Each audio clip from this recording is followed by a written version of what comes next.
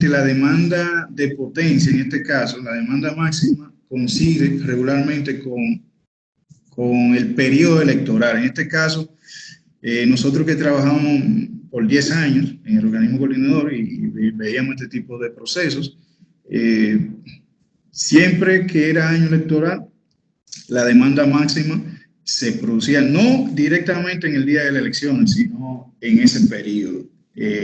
Eso ya lo teníamos nosotros por, digamos, por un cumplido.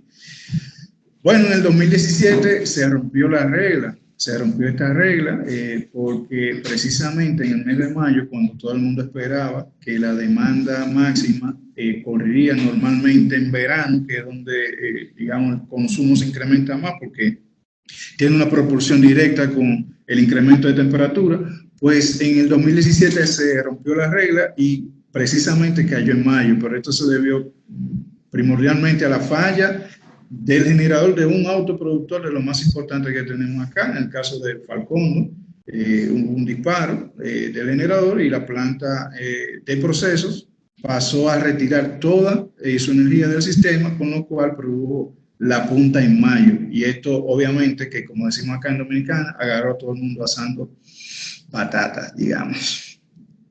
En el 2018, pues obviamente no es año electoral, este fue un año más regular y entonces sí cayó en el verano con una punta de 2.300 megavatios. Dígase que esto es la demanda satisfecha, que no así la demanda total del sistema, porque acuérdense que todavía en Dominicana operamos con un porcentaje importante de energía no abastecida.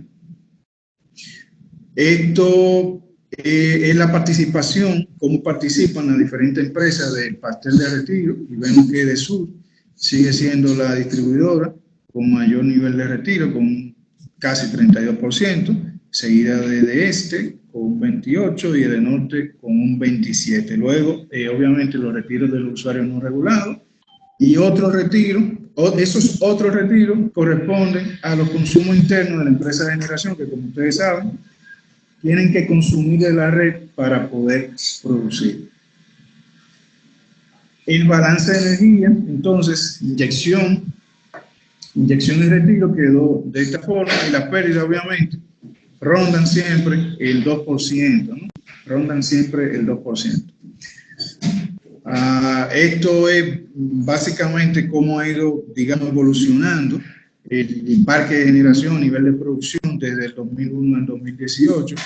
Para este año se espera alcanzar los 16, 17 mil gigas de energía generada, ¿no? Mientras tanto, en 2018 se alcanzaron los 15.700 gigas.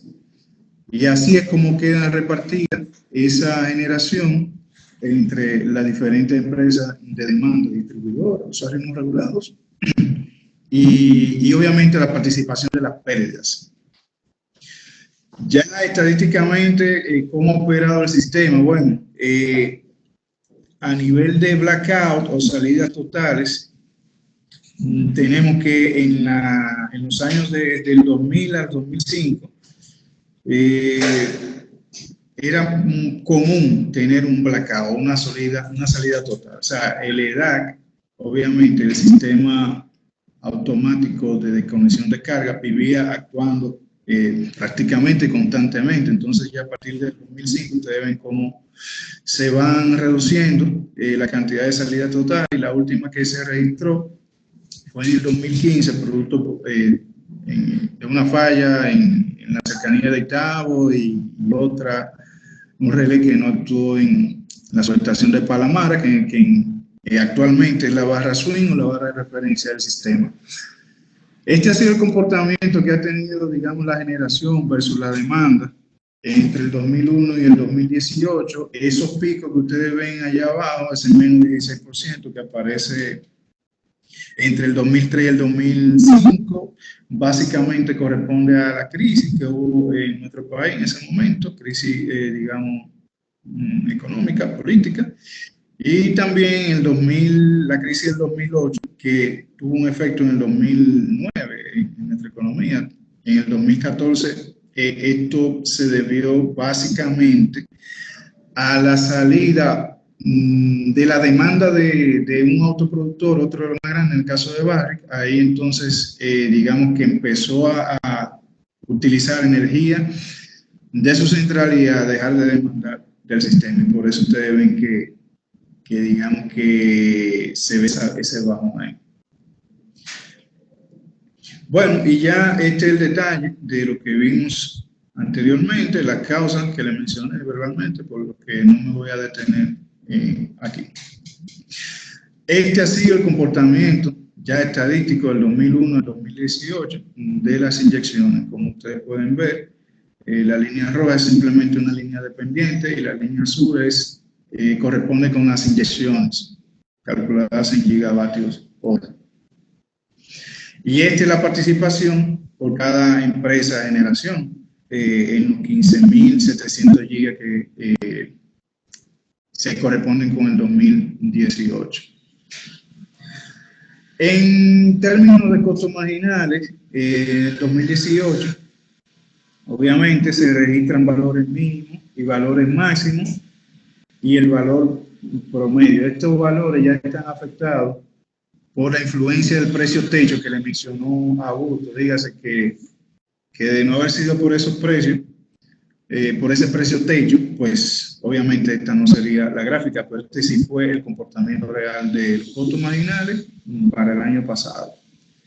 Y así fue como se distribuyó en términos de transacciones económicas, siempre energía, el rubro de mayor peso, con casi un 72%, seguido de la potencia, con un 14%, y luego derecho de conexión y transferencia por deceso, parte fundamental del peaje, y los servicios complementarios, servicios auxiliares como la frecuencia. Esto fue en el mercado spot. Obviamente, como le mencionó Augusto Bello, como son datos extraídos de la memoria del organismo coordinador, y el organismo coordinador lo que ve es precisamente el mercado spot, porque no tiene acceso a los precios de contrato, porque son precios bilaterales fijados entre el oferente y el comprador.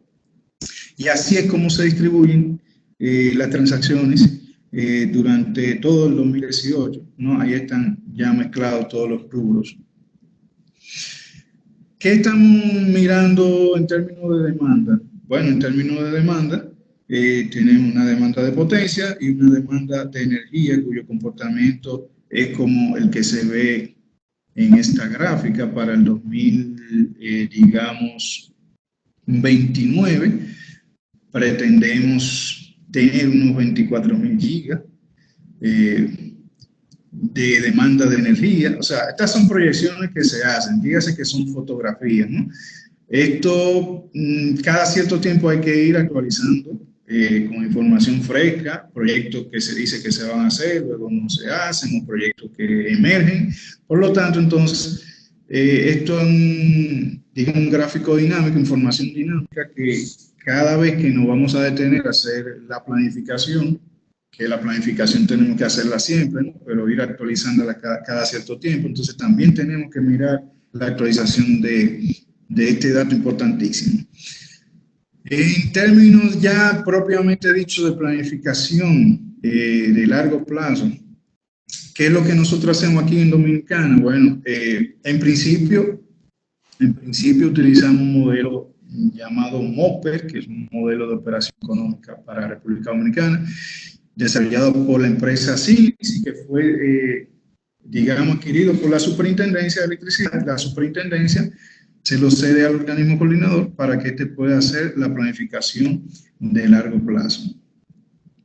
Luego, aún todavía se sigue usando el MOPER para la planificación de largo plazo, pero ya hay otros modelos que han emergido, aunque no está aquí. En principio fue el StarNet, un modelo que vino de España, desarrollado en GAMS, pero que resultaba muy pesado porque consideraba muchas restricciones. Entonces esto gatilló a que se desarrollase un modelo aquí en Dominicana, cuyo nombre es MODOM, que está escrito también en GAMS, y que con él se están resolviendo la planificación de corto y mediano plazo, y se está trabajando en la de largo plazo.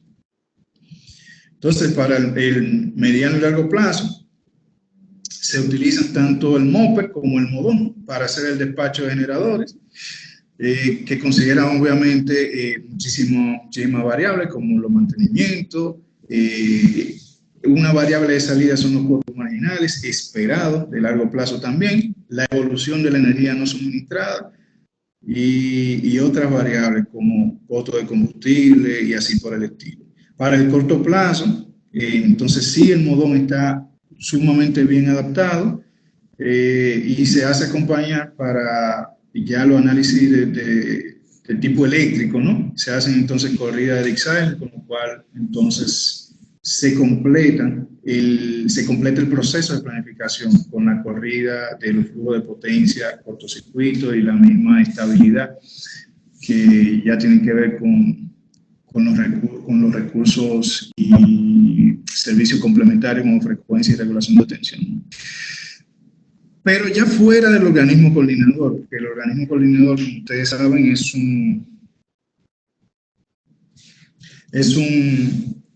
digamos, un órgano que tiene funciones específicas.